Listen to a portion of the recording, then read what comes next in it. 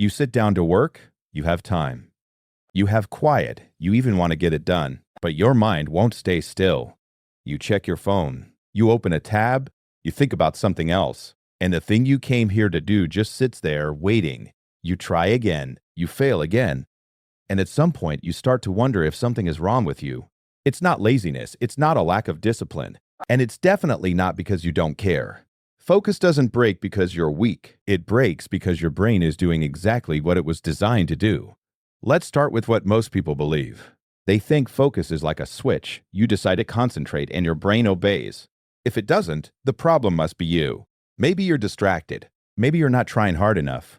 Maybe you just need to care more. But that's not how attention works.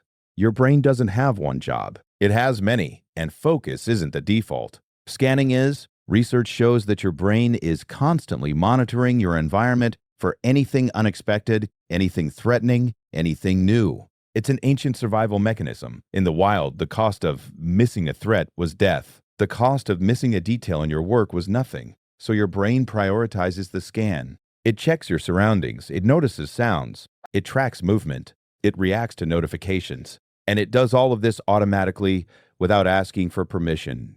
When you try to focus, you're not just choosing to pay attention. You're asking your brain to ignore its primary directive. You're fighting biology. And that fight takes energy. Real, metabolic energy. Focused attention requires your prefrontal cortex to stay active.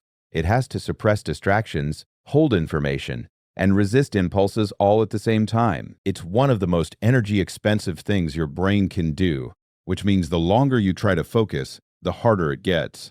Not because you're losing interest, but because your brain is running out of fuel. Here's what that looks like in practice.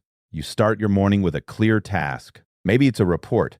Maybe it's an email. For the first 10 minutes, you're fine. You're typing.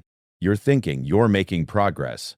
Then something shifts. The words start feeling harder to find. You reread the same sentence 3 times. You feel the pull to check something else. Anything else. You're not bored. You're not distracted by something better. You're just depleted. Your brain has been suppressing interruptions, managing decisions, and holding context, and now it wants relief. So it wanders, not to punish you, but to recover. And it gets worse throughout the day. Every decision you make, every conversation you have, every time you switch between tasks, you're spending from the same limited pool of mental resources. By the afternoon, that pool is shallow. By the evening, it's empty. This is why you can't focus on a simple task at night, even though you handled something harder in the morning. It's not the difficulty, it's the depletion.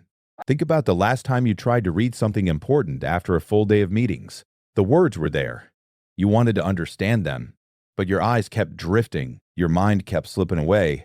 That wasn't a lack of motivation. That was a brain protecting itself from overload. Now here's the uncomfortable part. The world you live in is designed to break focus. Your phone buzzes. Your inbox updates. Your apps send alerts. Your environment is built to interrupt you over and over, all day long. And every time you resist an interruption, you spend energy.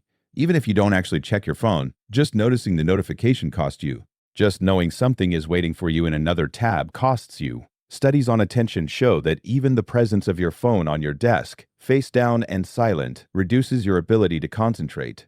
Your brain knows it's there. It knows something might be happening. And part of your mental resources stay devoted to not checking it. You're not failing at focus. You're succeeding at something much harder. You're fighting a system that profits from your distraction while using a brain that was never built for sustained concentration in the first place. But here's what this doesn't mean. It doesn't mean focus is impossible. It doesn't mean you should give up or stop trying. And it definitely doesn't mean you're broken. It just means focus is limited. It's a resource, not a personality trait. And like any resource, it runs out. You can't fix this by wanting it more. You can't solve it with discipline.